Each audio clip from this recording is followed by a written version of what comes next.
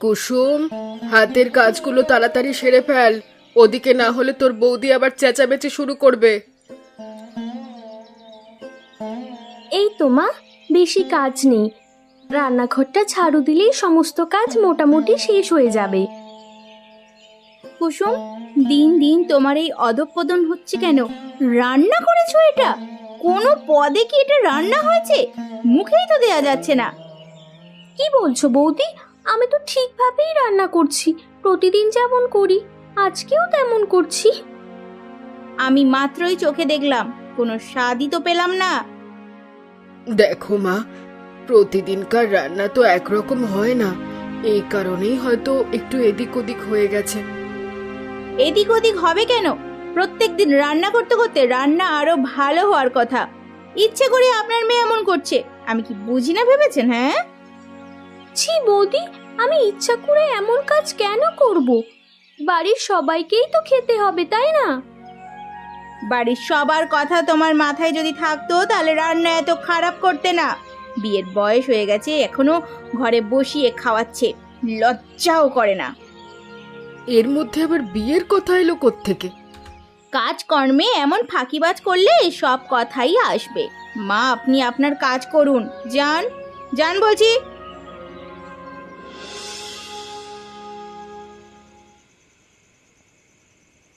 কি রে গোপাল, তুই এই সন্ধেবেলাতে এত কাজ করে এসে পান্তা ভাত খেতে বসে গেলি? কি আর করব কাকা, প্রচন্ড ক্ষুধা পেয়েছিল, আর রান্না করবার মতো কেউ নেই, তাই পান্তা ভাত ছিল, পান্তা ভাত খেয়ে নিলাম। এভাবে আর কতদিন চালাবি তুই? সারাদিন এত কষ্ট করে এই কটা পান্তা ভাত খেয়ে পেট ভরে, তুই কি কিছু বুঝিস না?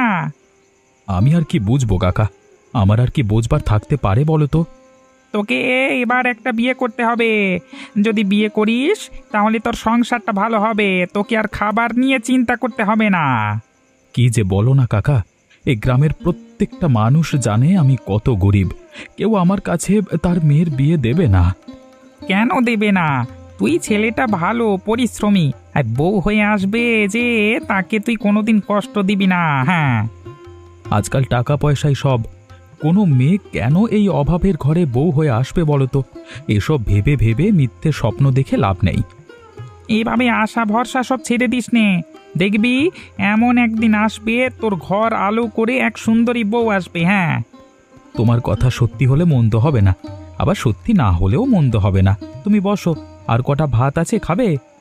না রে, আমি একটু আগেই খেয়েছি, তুই তাহলে ভাত খা, আমি চললাম।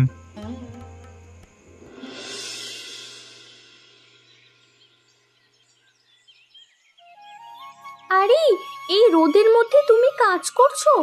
একটু চিরিয়ে নিলেও তো পারো। এই রোদের মধ্যে কাজ করতে তোমার কষ্ট হয় না? তোমাকে তো ঠিক চিনতে পারলাম না, তুমি কি জমিদারের মেয়ে নাকি? তেমনই তো মনে হচ্ছে। হ্যাঁ, আমি জমিদারের মেয়ে। তুমি হলে জমিদারের মেয়ে, তুমি কষ্টের কি বোঝো? আমাকে কত পরিশ্রম করে ফসল ফলাতে হয় তুমি জানো? নিজের শরীরকে এভাবে কষ্ট দিয়ে ফসল ফলিয়ে কোনো লাভ নেই, বুঝলে তো? এসব কিছু ভাববার মতো সময় আমাদের হাতে নেই। আমরা হলাম গরিব কৃষক, যত পরিশ্রম করব তত ভালো, না হলে খাবারও জুটবে না। পরিশ্রম করার জন্য আগে শরীরকে ঠিক রাখতে হয়। যাও, তুমি গিয়ে বিশ্রাম করো। আমি বিশ্রাম করলে আমার কাজ তুমি করে দেবে নাকি?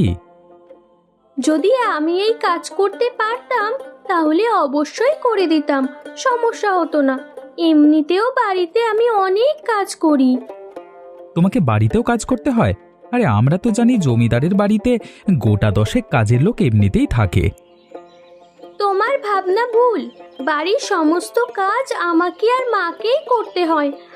আমাদের বাড়িতে কোনো কাজের লোক নেই। তাহলে আর গরিব বড় লোকের মধ্যে পার্থক্য রইল কোথায়? আমরাও পরিশ্রম করি, তোমরাও পরিশ্রম করো। আমরা পরিশ্রম করি নিজেকে বিশ্রাম দিয়ে, আর তোমরা নিজেকে বিশ্রাম দিয়ে পরিশ্রম করো না। সেসব কথা বলে লাভ নেই, আমাদের এখন মাথায় ওসব ঢুকবে না। হ্যাঁ, তাহলে আর কি করার, কাজ করো ভালোভাবে। রে কুসুম, কিছু বলবি নাকি? এভাবে এসে দাঁড়িয়ে আছিস যে?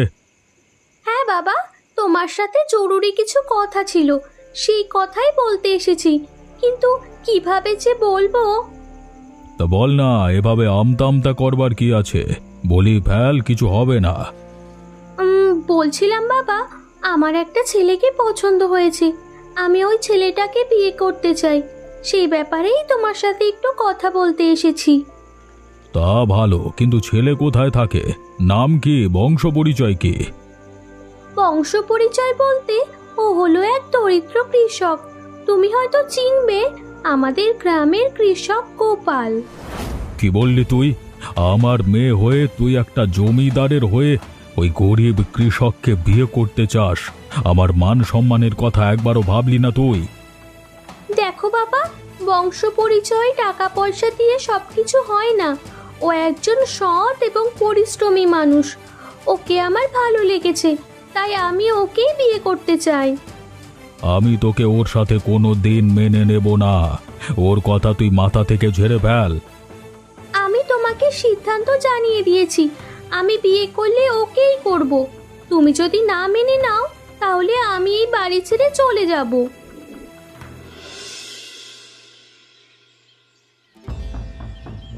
আরে, আপনি এত সকাল সকাল আমার বাড়িতে এসেছেন কেন? কি হয়েছে? আর আপনার হাতে ব্যাগপত্র কেন? আমি তোমার কাছে চলে এসেছি। তোমাকে আমার ভালো লাগে, আর আমি তোমাকেই বিয়ে করব। মানে, পাগল হয়ে গেছেন আপনি? আমি আপনাকে চিনি না, জানি না। আপনি আমাকে চেনেন না, অথচ আপনি এসে বলছেন আমাকে বিয়ে করবেন? চেনা জানার তো প্রয়োজন নেই। আমি জমিদারের মেয়ে আর তুমি দরিদ্র কৃষক, এইটুকুই যথেষ্ট। আমার তোমাকে ভালো লেগেছে, আমি বাড়ি ছেড়ে তাই চলে এসেছি। আরে, আপনি আসলেই পাগল। এভাবে বাড়ি ছেড়ে কেন এসেছেন? আপনি এখান থেকে চলে যান, আমি আপনাকে বিয়ে করব না। তুমি আমাকে বিয়ে করো বা না করো, আমি যখন চলে এসেছি আমি এখানেই থাকবো। আমাকে তোমার মেনে নিতেই হবে। কিন্তু আমি সাধারণ কৃষক, আপনি জমিদারের মেয়ে হয়ে আমার বাড়িতে অভাবে থাকতে পারবেন না। আমি সবকিছু জেনে শুনে তারপরই এসেছি, আর আমি পারবো। এটা আমার উপর আমার নিজের ভরসা আছে। তুমি শুধু আমাকে তাড়িয়ে দিও না। আপনি কাজটা কিন্তু একদম ঠিক করলেন না। গ্রামের মানুষজন ছি ছি করবে, 10 কথা বলবে। বললে বলুক, আপনি বলুন, আমাকে আপনার পছন্দ নয়? আপনাকে তো আমার বেশ পছন্দ, তাই আমি বাবার কাছে বলে তারপরই ফিরে এসেছি। ঠিক আছে, বোঝা গেল আপনি আমার কোনো কথাই শুনবেন না। বেশ, আপনি এখানেই থাকুন। যদি আপনি থাকতে পারেন, আমার কোনো সমস্যা নেই।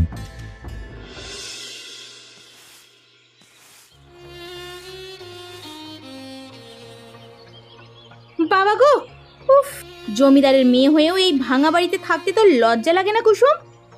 আরে বৌদি, তুমি কখন এলে? এসো এসো, বসো। ওগো, দেখো আমার বৌদি এসেছে। আমি এখানে বসতে আসিনি। তুই ভাবলি কি করে? হ্যাঁ, কিভাবে এই গরিব ঘরে এসে আমি বসবো? আমি জমিদার বাড়ির বউ। তুমি এভাবে কথা বলছো কেন বৌদি? তুমি আমার শ্বশুর বাড়িতে এসেছো, তোমাকে আমি বসতে দেব না? যে না শ্বশুর বাড়ি, হ্যাঁ, শ্বশুর বাড়িতে নিজের থাকার জায়গা নেই, আবার অন্য একজনকে থাকতে দিচ্ছে। চল, তুই আমার সাথে বাড়িতে ফিরে চল। আমি তোমার সাথে বাড়িতে ফিরে যাব কেন? যাব না তো কি করব? হ্যাঁ, গ্রামের লোকজন তোকে নিয়ে চিচি করছে। জমিদারের মেয়ে হয়ে এই গরিব ঘরে এসে পড়ে আছিস, লজ্জা লাগে না তোর? দেখুন, আপনি কুসুমের বৌদি, সেই হিসেবে আপনাকে আমি অবশ্যই সম্মান করি, কিন্তু আপনি আমার সাথে আমার স্ত্রীকে এভাবে অপমান করতে পারেন না। বিয়ে হতে না হতেই বউয়ের জন্য দরদ দেখছি উদলে পড়েছে। হ্যাঁ, দেখো বৌদি, তুমি আমার স্বামীর সাথে এভাবে কথা বলতে পারো না। এসেছো, আপ্যায়ন করতে চেয়েছি, করতে দাওনি, তাই এখান থেকে এই মুহূর্তেই চলে যাও। আমি সুখে আছি। স্বামী স্ত্রীর প্রেম দেখে গা পিত্তি একদম জ্বলে যায়। দেখবো দেখবো এই প্রেম কতদিন থাকে।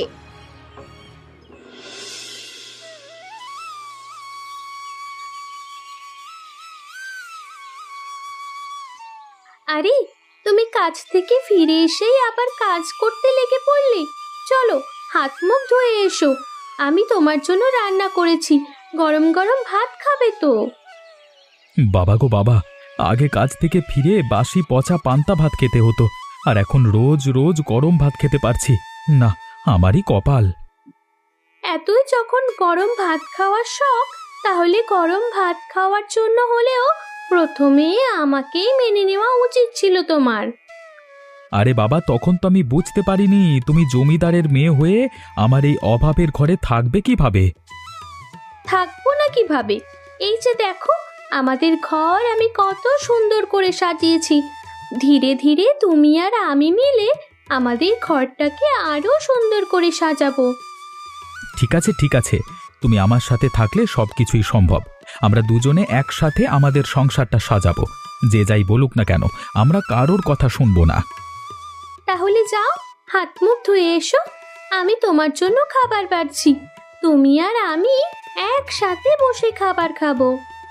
কিন্তু একটা কথা কুসুম, আমার বড্ড ভয় হয়। তোমার বাবা তো আমাদের সম্পর্কটা মেনে নেয়নি, কখন যে কি করে ফেলে কে জানে। সেসব নিয়ে তোমাকে এত ভাবতে হবে না। আমি যখন এসেছি আমি সব ঠিক করব। তুমি শুধু আমার পাশে থেকো। এখন যাও, কথা বাড়িও না।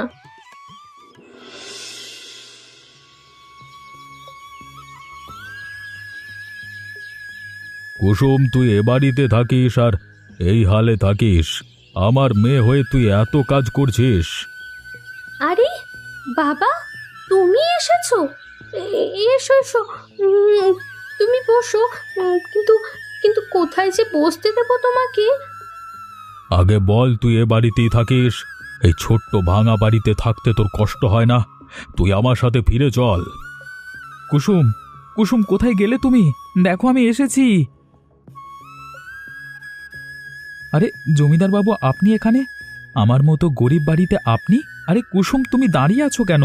জমিদার বাবুকে বসবার জন্য কিছু দাও। আচ্ছা দাঁড়াও, আমি দিচ্ছি। বসুন জমিদার বাবু, কিছু মনে করবেন না, চেয়ারটা একদম পরিষ্কার আছে। তাহলে তুমি সেই গোপাল যার জন্য আমার মেয়ে বাড়ি ছেড়েছিল? হ্যাঁ জমিদার বাবু, তবে বিশ্বাস করুন, আমি আপনার মেয়েকে বাড়ি ছাড়তে বলিনি। আমি জানি আমার মেয়ে নিজে থেকেই চলে এসেছে। যাই হোক, তুই এখানে সুখে আছিস? হ্যাঁ বাবা, এটা শুধুমাত্র আমার সংসার। আমি নিজের হাতে সব সাজিয়ে গুছিয়ে নিচ্ছি। কুসুম, তুমি দাঁড়িয়ে আছো কেন? বাবাকে কিছু খেতে দাও। বাবা এসেছেন, খালি মুখে বসে থাকবেন নাকি? নাও বাবা, মিষ্টি মুখ করো। সর্বপ্রথম তুমি আমার শ্বশুর বাড়িতে এসেছো। আমি তোদের আপ্যায়নে খুব খুশি হয়েছি। আমি ভেবেছিলাম গরিবের ঘরে তুই সুখে থাকবি না। আমার ভাবনাটা আজকে ভুল প্রমাণিত হলো। এই দিনও দেখতে হলো একটা চাষার সাথে বসে আজকে খাবার খেতে হবে। বাবা, আপনি যে কি করেন না। দেখো, আজকে সর্বপ্রথম আমার মেয়ে এবং আমার মেয়ের জামাই আমার বাড়িতে আসছে, তাই আমি চাই না আমার মেয়ের জামাইয়ের কোনো অপমান হোক।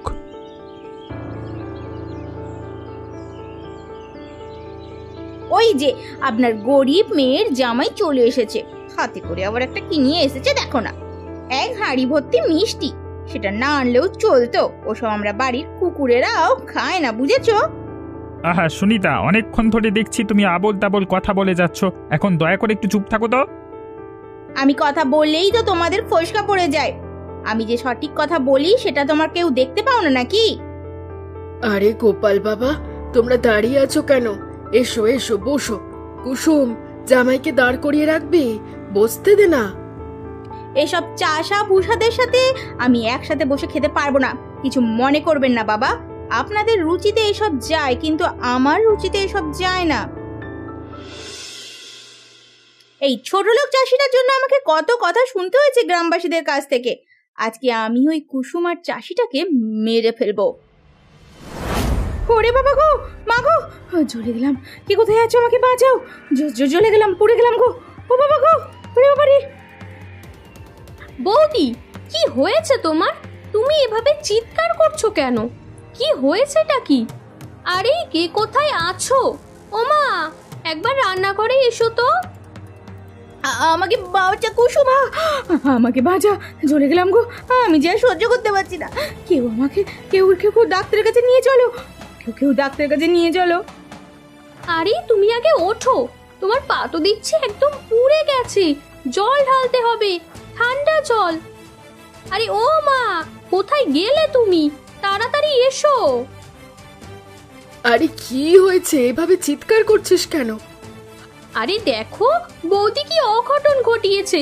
তুমি তাড়াতাড়ি আমাকে একটু ঠান্ডা জল দাও, বৌদির পায়ে ঢালতে হবে যে। বৌদি, তুমি তুমি ওঠো, এখানে এসে বসো। হায় উপরওয়ালা, এ তুমি কি অঘটন ঘটালে বৌমা? আস্তে কুসুম আস্তে, আমার পা ঝুলে গেছে রে, মনে হয় চামড়াটা পুরোটাই উঠে গেছে। আস্তে আস্তে জল ঢাল। উহ, উহ। চিন্তা করো না বৌদি, ঠান্ডা জল দিয়েছি, এখন ধীরে ধীরে জ্বালাটা কমে আসবে।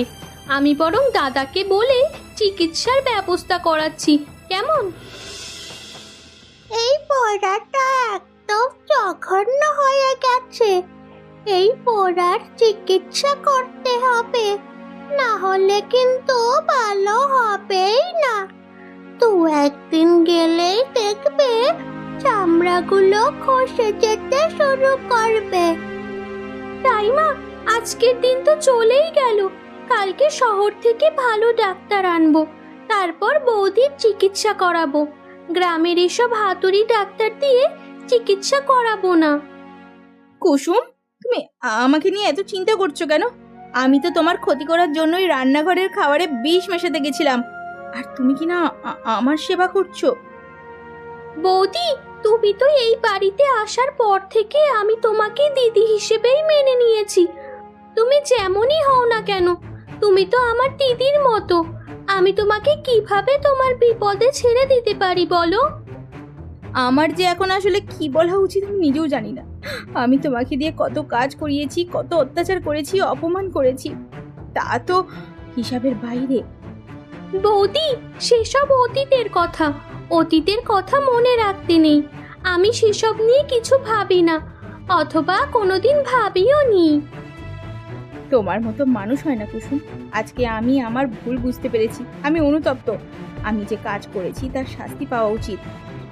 তোমার সাথে যে দুর্ঘটনা ঘটেছে, এরপর তোমার আর শাস্তি পাওয়ার কোনো দরকার নেই বৌদি। আমি শুধু চাই তুমি খুব দ্রুত সুস্থ হয়ে ওঠো। কে রে কুসুম, বৌমার শরীর এখন কেমন? আগের থেকে ভালো আছে তো? না হলে শহরেই নিয়ে যাব ডাক্তার দেখাতে। না বাবা, তুমি চিন্তা করো না, বৌদি এখন আগের থেকে অনেকটা ভালো আছে, এখন একটু একটু হাঁটতেও পারছি। কুসুম, আমি অনেক ভেবেছি, এই 2 দিন ভাবতে ভাবতে আমি ক্লান্ত। আসলে তোমার পা ধরে ক্ষমা চাওয়া ছাড়া আমার আর কোনো উপায় নেই। তুমি আমাকে ক্ষমা করে দাও, ক্ষমা করে দাও। আরে বৌদি, তুমি এসব কি করছো? আমার পা ধরছো কেন? আর তুমি এই অবস্থায় এখানে এসেছোই বা কেন? ক্ষমা চাইতে। ক্ষমা না চাওয়া পর্যন্ত আমার মনকে আমি শান্ত করতে পারছিলাম না। আমাকে ক্ষমা করে দাও কুসুম, ক্ষমা করে দাও। আরে বললাম তো, তোমার প্রতি আমার কোনো রাগ ক্ষোভ কিচ্ছু নেই। আমি কিন্তু গোপালকেও অপমান করেছি। এই বাড়িতে ঢুকতে না ঢুকতেও কত খারাপ খারাপ কটু কথা বলেছি। তুমি এখনো গোপালকে চিনতে পারলি না বৌদি? ও সেসব কিছুই মনে রাখেনি। সত্যি বলছি, তুমি আর কষ্ট পেও না। অবশেষে এতদিন পর আমার সংসারটা আবার জোড়া লাগলো। বৌমা, তুমি এসব নিয়ে আর কষ্ট পেও না, শুধু আমাদের সাথে একটু মিলেমিশে থাকো। আমি আপনাকে কথা দিচ্ছি, এই সংসারে আর কোনো ভাঙন লাগবে না। আমি যতদিন আছি এই সংসারটাকে আগলে রাখবো, এটাই তো আমার কর্তব্য। বেশ, সব যখন ঠিক হয়েই গেছে, তাহলে সেসব কথা নিয়ে এখনো পড়ে থাকলে হবে? চলো সবাই আনন্দ করি, আমরা পুরো পরিবার এক হয়েছি। তোমরা সবাই শোনো, আমি একটা সিদ্ধান্ত নিয়েছি। আশা করছি তোমরা আমার সিদ্ধান্তকে সবাই সম্মান জানাবে। তুমি আবার হঠাৎ করে কি সিদ্ধান্ত নিলে? এত বছর পর আমি আসলে বুঝতে পেরেছি টাকা পয়সা অথবা ধন দৌলত মানুষকে সুখী করতে পারে না। সেটা আমাকে আমার মেয়ে এবং মেয়ে জামাই শিখিয়েছে। তা তো অবশ্যই বাবা, আমরা এই বাড়িতে থেকে যতটুকু সুখ শান্তি পাই, তার থেকে দ্বিগুণ সুখ শান্তি কুসুম ওই ভাঙা ঘরে থেকে পায়। তাই আমি সিদ্ধান্ত নিয়েছি, আজকে থেকে আমি ওই ভাঙা ঘরে গিয়ে থাকব। ওটাই আমার শেষ ঠিকানা। এটা তুমি কি বলছো? তাহলে আমাদের এই বাড়ি ঘরের কি হবে? কেন, তোমরা আছো না? আরে তোমরা এ বাড়িতেই থাকো, আমি মাঝে মধ্যে এসে সব কিছু দেখে শুনে যাব। আমি ওই ভাঙা ঘরে গিয়েই শান্তি পাবো। এটা আপনি কি বলছেন বাবা? এই জমিদার বিষয় সম্পত্তি সবকিছু ছেড়ে আপনি চলে যাবেন? হ্যাঁ, এখন তো জমিদারি দেখবার জন্য রাজীব রয়েছে। তাছাড়া আমি বুড়ো হয়ে গেছি, এখন এসব কিছুতে আমার মন বসে না। আমি চাই একটু শান্তি, যা ওই ভাঙা ঘরে গেলেই পাবো। বাবা, এত তাড়াতাড়ি আমি ওই জমিদারি নিতে চাই না। তবে তোমার যেটা ভালো মনে হয় তুমি করো। তুমি ওই ভাঙা ঘরে থেকেও জমিদারি চালাতে পারবে, কোনো সমস্যা হবে না। আমি আছি এই বাড়ি দেখবার জন্য।